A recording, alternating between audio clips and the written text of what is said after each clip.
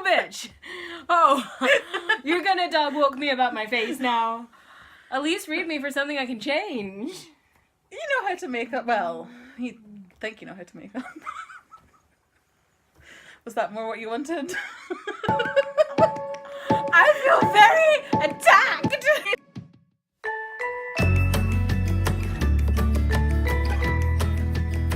Hi, I'm that winning argument you only had in the shower, Jenny. And I'm an organic sculpture composed entirely of pool noodles and piano wire, Lily. And welcome to Lesbianswers. Do you have LGBT questions? We've got Lesbianswers. So what are we talking about today? Our topic for today is not one that is inspired by an email or a message from our viewers. We just wanted to talk about something important to us, which is red and green flags when you meet a person and you're getting to know them to figure out if they are a decent human being or not, pretty much.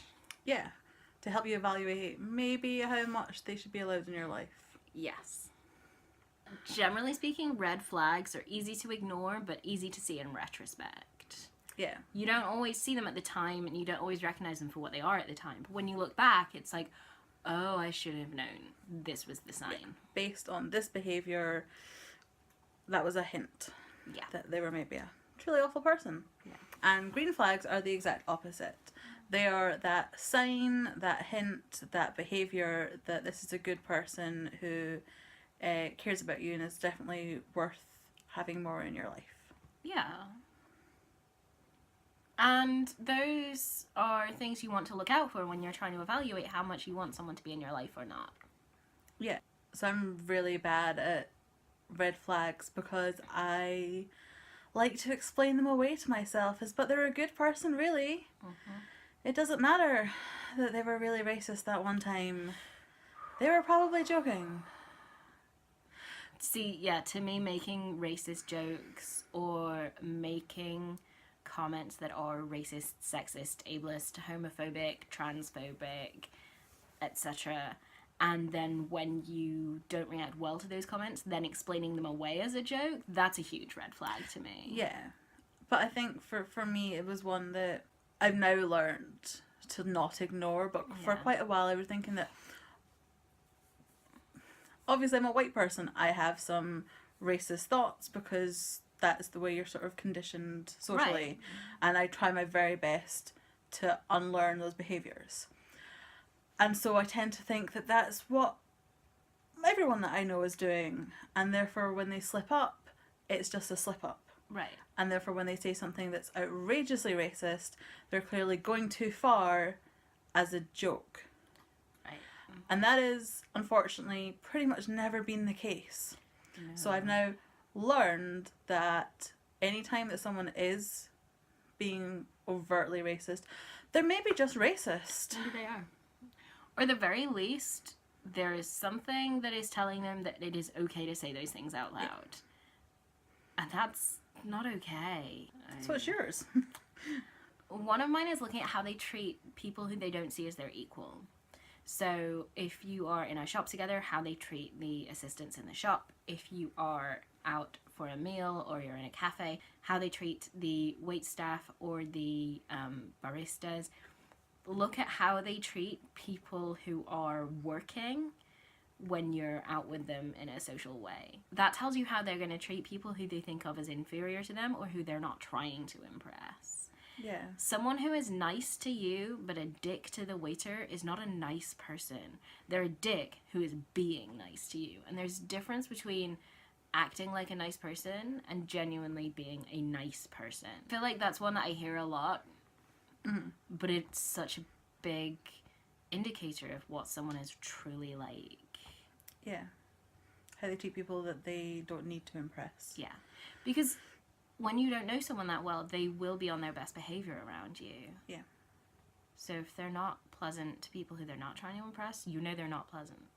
One of my big red flags that I only kind of realized a couple of years ago, if someone doesn't have people in their life who have known them for a long time, that can be a red flag for me. If you befriend someone and they are trying to become your friend very intensely and very quickly, and they don't seem to have a friend group even if they've moved recently and they've moved between cities or something, if they don't have a friend group they talk about in their previous city, if there's no one in their life who has known them for very long or who has chosen to keep them in their life very long, that's a massive red flag to me. And that's one I've never seen talked about elsewhere, but... So that's one that actually I feel gets talked a lot about in the kink community. Oh, really?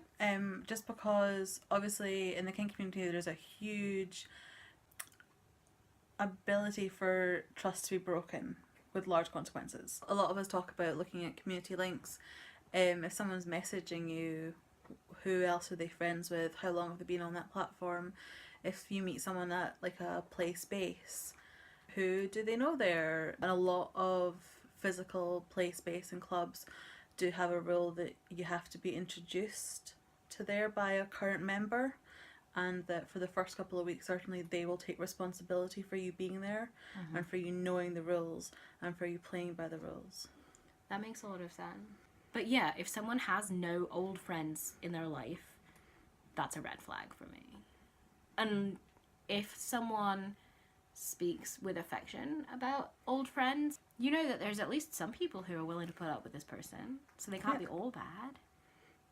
And that in itself is not necessarily a green flag, but it is the absence of a red flag. Yeah. I think another one for me is boundary pushing. Yes. For me, it always ends up being the people that just do what isn't necessarily like a terrible action, but they always do it without checking in. Like, you know, they're just coming up and just immediately hugging you. Oh no. Or just pushing for slightly more constantly. Or people who will ignore a soft no, or even a firm no, for something that's not related to your touching on your personal space. They are checking to see how well you guard your boundaries. So if they say, can I borrow this? And you kind of go, and they take it anyway, they are seeing whether you are going to guard that boundary or not. And if you don't, they will push it further and further and further. Yeah. The other one is, will you have a drink? Mm-hmm. Like, if you're out in a place and someone goes, oh, can I buy you a drink? No, thank you. I'm like, oh, do you not drink? Blah, blah, blah. And they're looking for you to give a reason that they can then argue against. Yeah. And you find yourself justifying your decision, which shouldn't doesn't need to be done. If they can't take no for an answer when they're asking if you want a drink, you can't trust them to take no for an answer ever about anything, and that's a dangerous person. Yeah.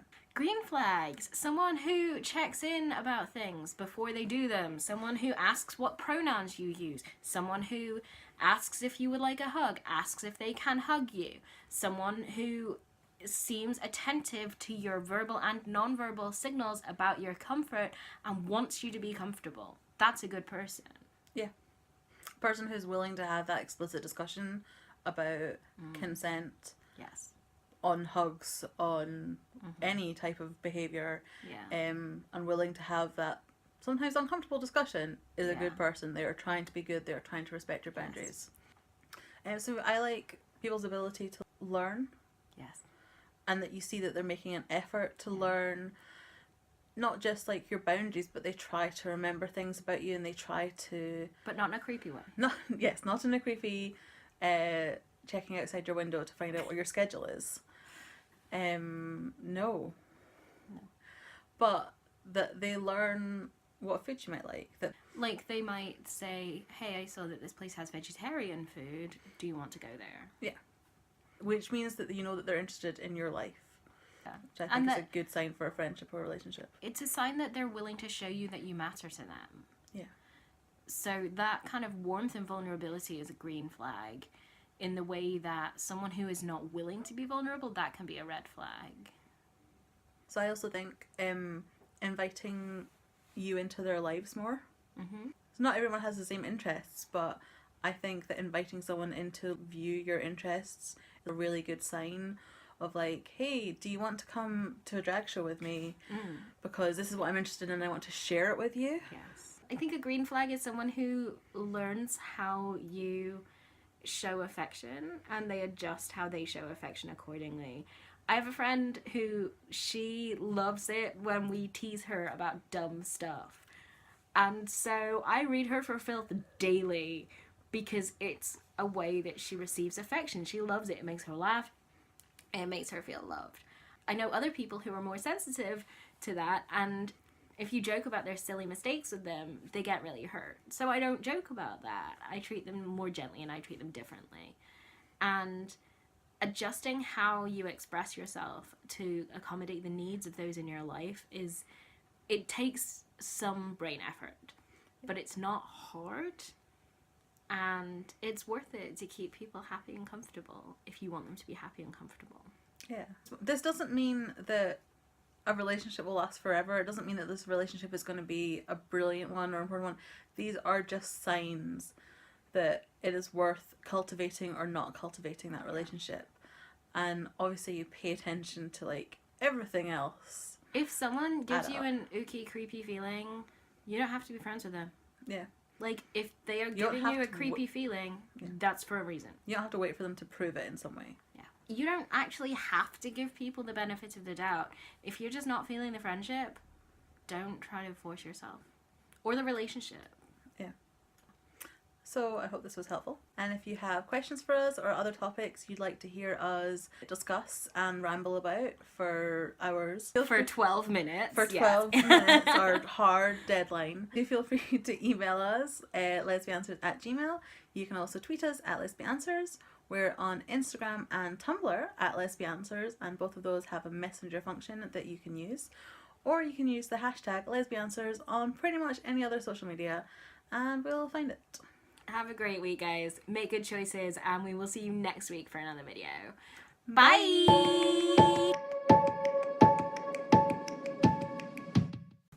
Hi, I'm that winning argument you only had in the shower. Jenny. And I can't remember my intro. Lilly!